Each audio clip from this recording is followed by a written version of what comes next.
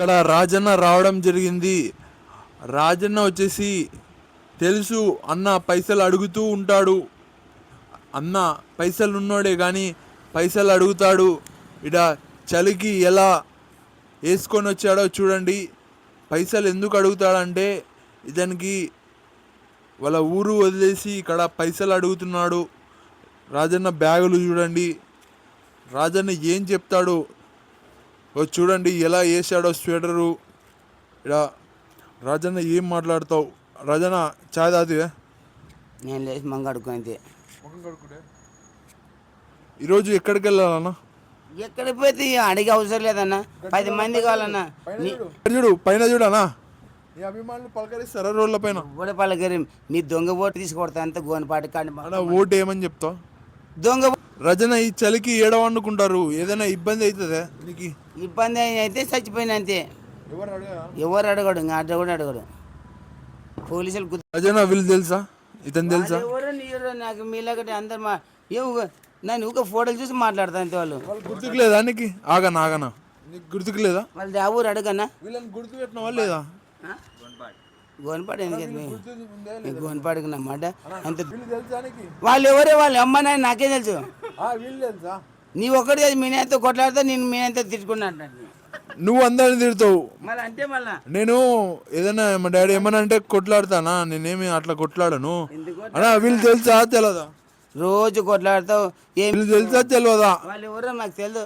వీళ్ళు బాణాలు ఆ రోజు బాణాలు ఇచ్చిన చూడు. గోనపాడు అంటే మరి బాణాలు పండు పడతా. నేనే బాణాలు అందులో వీళ్ళు కూడా ఉన్నారు. అయ్యో వాళ్ళు ఉంటే ఏం చేయాలి, ఉండకుంటే ఏం చేయాలి? వాళ్ళ అమ్మ ఎవరు నేను పెళ్లి చేసుకోవాలి. బాణాలు మంచిగా కాల్చినావు. ఈ చలికాలం ఒక చలిమంట కూడా వేయాలన్నా. ఇక్కడ మనకి పేపర్లు లేవు. నీ పేపర్లు ఉన్నాయి కదా, చలిమంట వేద్దామా ఇప్పుడు?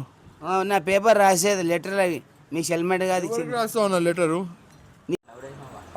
అన్నా ఇక్కడ నీతో పాటు వేరే వాళ్ళు కూడా ఉంటారు కదా, పైసలు అడిగే వాళ్ళు.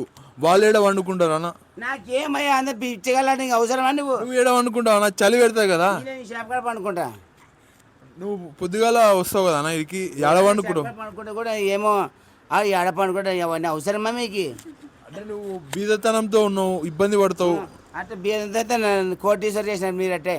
నువ్వు కోటీశ్వర్ లేదా అన్న? నాకు తెలియదు అనుకున్నావా? అంతా దొంగ ఆట ఆడుతున్నారు. మార్నింగ్ వాకింగ్ స్పోర్ట్స్ ఆడుతున్నారు మంచితనంతో, మంచిగా కావాలని. ఆడొచ్చా? మాకు తెలియదు. అన్నా రాజన్న కూల్. రాజన్న అభిమానులు ఇబ్బంది పడుతున్నారు. ఎందుకంటే రాజన్న ఏమీ మాట్లాడలేదు, అన్ని నేనే మాట్లాడాల్సి వస్తుంది. రాజన్న ఊక ఉన్నాడు. రాజన్న ఏం మాట్లాడాలనుకున్నావు మాట్లాడు, గబ్బు మాటలు తిట్టొద్దు. గబ్బు మాట్లాడి పెళ్ళం పక్కలే పిల్లలు పుట్టలే ఎందుకు అల్లరి చేయాలి పోలీసులు?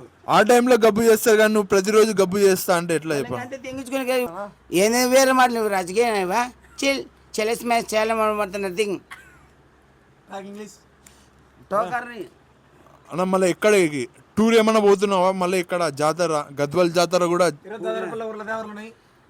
ఊర దేవర దొంగ దేవర అన్న దేవరికి పిలిచినారన్న దాదురుపల్లిలో. నిన్ను కూడా అడిగినారు, పోతావా? పో 3 గంటలకు చూడు మధ్యాహ్నం. ఒక పిల్లగాడు పిలిచినాడు అన్న. నువ్వు కూడా నిన్ను కూడా అడిగినాడు అన్న, రాజన్న రామని. రాదు అట్టకెళ్ళి రాదు మీరు మాట్లాడు. మేము రామనైనా ఊకెందుకు ఊర్లో తిరిగి అమ్మా డబ్బు పెట్టమ్మా.